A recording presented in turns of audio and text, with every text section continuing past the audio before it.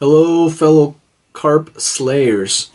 This is Lance of Fly Fish Food. I want to show you my most popular and fish catching carp fly. This one's called the Headstand. The Headstand was early on one of the first carp flies that was commercially available. It's a cool little pattern that I devised long ago when I was really into carp. I still like to chase carp several times a year, though I don't do it as much as I once did. I tend to go through phases, like probably all of us in our fly fishing life, but it's still one of my favorite patterns, still one that I tie on all the time. I joke that this is kind of the royal wolf of carp flies. It imitates nothing. We don't know why they eat it. Carp are pretty opportunistic. They're omnivorous. So maybe if you just present it right and you get it to look like food, act like food, they think it's food. Fly fish food. That's what we like.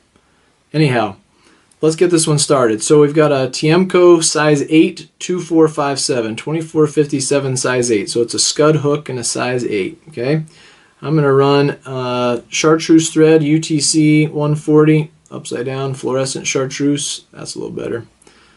I'm going to start that just behind the eye and get rid of the tag end. Okay, next up I'm going to tie in the eyes. The eyes are bead chain eyes. On this size I like them in size medium. If you needed to make them heavier, you could do size large. You need them to be at least size medium though, so they'll help turn the hook over.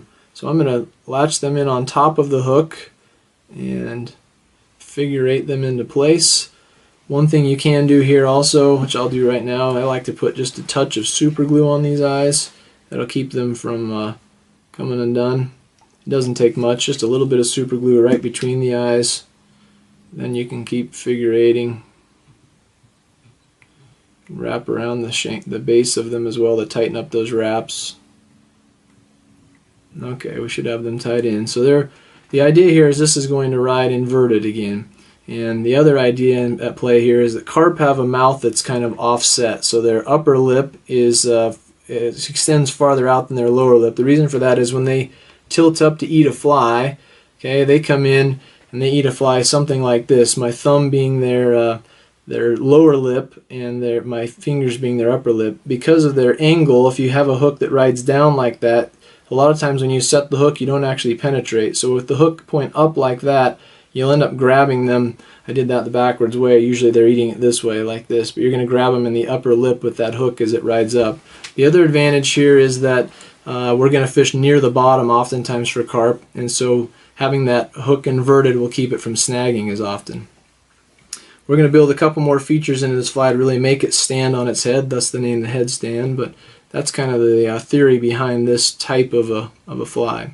So I figure eighted my eyes on there. I'm going to wrap the thread back down the shank, and I'm going to actually change the angle of the hook in the vise so that I can tie a tail on that extends quite a ways down. The idea from this came from bonefish flies, basically with Crazy Charlies and things back in the day when they were very popular, still are for bonefish flies. I thought, why not use the same type of an idea for a carp fly? Carp feed very similarly to bonefish, other than they're a lot less aggressive than bones. You have to get a fly much closer to them. They're pretty spooky, however, and they like stuff right near the bottom. So we're gonna appeal to their feeding habits, their feeding preferences. So I'm going to take the tail material next and tie it in. It's just chartreuse screen or chartreuse rabbit strips. Okay, I'm just going to get a little bit of it. If you had a full pelt of chartreuse rabbit, that would be good too. My kids often ask me if rabbits are really this color. I always laugh at that joke. It's not really a funny joke, but I think it's funny when my 4-year-old asks me if there's really chartreuse rabbits running around. Anyway, side note there. I'm going to cut off a little bit of the rabbit fur from the skin, so I'm not going to use the skin. I'm going to take some of the really long guard hairs and get rid of those. And I'm just going to tie it in by the butts. Okay, that one's a little bit longer than I like, so I'm going to back it up just a little bit and make it just a touch shorter. I'm going to wrap over that rabbit, hold it in place. You'll see the rabbit kind of compresses pretty well, makes a pretty nice little tie-in. Right? Okay, so now we've got our tail in place. There you can kind of see it a little bit better. Tail's going to give us a little bit of motion, and the rabbit's nice because it'll twitch and animate even when it's just resting. Next up, we're going to make the body. The body is just crystal chenille, pearl chenille and fluorescent chartreuse. This is one, as you can see, this is a really bright fly. I've heard people tell me that carp don't like bright flies, but they sure like this one, so I think you ought to give it a whirl. There's certainly some places where bright flies don't work. Maybe on a lake where they're really dialed into crayfish or something like that, this wouldn't be my go-to color. But when I'm just searching for carp on a lake that I've never been to, that I don't know anything about, this is usually the first fly I tie on. I can see it. It's very easy to see. Since I'm usually sight fishing for carp, this makes it very easy to tell whether or not they've got my fly in their mouth, right? Okay, so I tied in the chenille, and then I rotated my thread right up the shank to behind the eyes. I'm going to make sure I don't capture any of that tail with the chenille, and then we're going to use the rotary function of the master vise and rotate the chenille up the shank. Got to hang over the eyes a bit more. There we go. I'm going to get that one more wrap probably. There we go. One more wrap to where we're right at the eyes. See that okay? And I'm going to tie it off, get rid of the chenille. So we've got a nice flashy body. Now I'm going to reposition that hook in the vise again, so it's just set in there like it normally would be. Okay, the next step, we're going to add some legs to this. So the legs are Grizzly Legs in chartreuse. You can see a pattern emerging here, chartreuse everything, right? These are awesome. They've got a lot of color variation, a lot of barring to them. The dark the dark black and then barring, and then the bright chartreuse. Really good contrasting color, great for murky water conditions or when carp are really mudding hard. You can see this fly, they can still see this fly. So I'm going to take a little bit of that flutter leg and I'm going to tie it in on my side. Notice I've got the hook inverted. That's one of the beautiful things about a rotary vise. I'm going to tie it in on my side first. Then I'm going to wrap the leg around in front of the eye like that and capture it on the far side. So it looks something like that. Okay, once I've got it tied in, I can trim this kind of close to length. It doesn't have to be exact yet. I can always come back later and make it a little more exact. But those kind of work like little stabilizing bars, outriggers if you will. They're going to keep that from rolling on either side. When it sinks to the bottom, they'll just make it lay head down and the tail waving in the air. So I've got those legs tied in nicely. The next step is to use a bit of Peacock Sword. This is a really cool material that you don't see used a lot in today's patterns. It's got a lot of color to it. It's a little different than the Hurl. You can see a lot of iridescence to it, just like Peacock Hurl, but it's short fibered.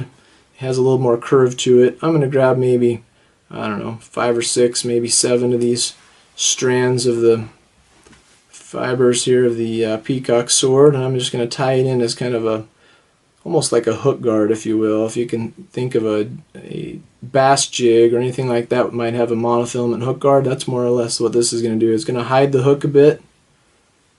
It's also going to keep it from hanging up on the bottom as much, and it adds a little darker back to our fly. So I've now got the Peacock Sword tied in. I tied them just on top of the eyes. I'm going to crisscross them a bit with the thread to make sure they're really latched in there. Then I can just get rid of the butt ends of the Peacock Sword. See how that is right on top of the hook shank? Actually, it's right on the bottom of the hook shank, but it's on top when I have the hook inverted. Okay, now we've got the sword in place. The last step is to just cover our eyes with some dubbing. So I've got ice dub and chartreuse. If you don't have ice dub in just about every color they make it, get online, store.flyfishfood.com, and order every color that appeals to you. Ice dub has quickly become one of my favorite dubbings. It came out years ago, and I just keep buying more and more colors of it. And I go through a lot of the colors of it. So this is chartreuse. I'm going to get a little bit of it, pull a little bit of it out at a time. And like all dubbing, I want to add little bits to the thread. Don't try and add too much of this. You want to make a really thin dubbing noodle and make it long so you can wrap figure 8 around these eyes several times. So it doesn't take very much dubbing on each pinch, just little bits to make kind of a long noodle. We'll run with that amount for now and see if we need more in a second. So I've got a pretty thin dubbing noodle here. And all I'm going to do is wrap around and just start covering the eyes. So sometimes figure 8ing, sometimes just behind the eyes. Looks like we need a little bit more on this side, so I'm going to back up a couple wraps here. Go around that eye, around this eye. just like that. Doesn't have to be perfect, but we've got it to where it's covering the eyes now, covering the thread and the tie-in. Adds a little sparkle in case this one didn't have enough flash for the carp to find it before. That was a joke. Cheech doesn't know about this one. He thinks that all carp flies are really big and burly just because he's a little guy. He has like short man's complex or something. But anyhow, I'm going to whip finish this little fly, get rid of the thread. And the last step would maybe come in here and trim up these legs, shorten them up just a touch, even them out a little bit. So we've got a nice profile to our bug. So this little carp fly will really stand up on its head. It'll sit kind of in the water like that, at that angle. If my finger's the bottom, it sits up. Gives you a good profile, allows the carp to get to it, and it's flashy. They can see it, you can see it. Get it out on your favorite carp pond. Stick a big one.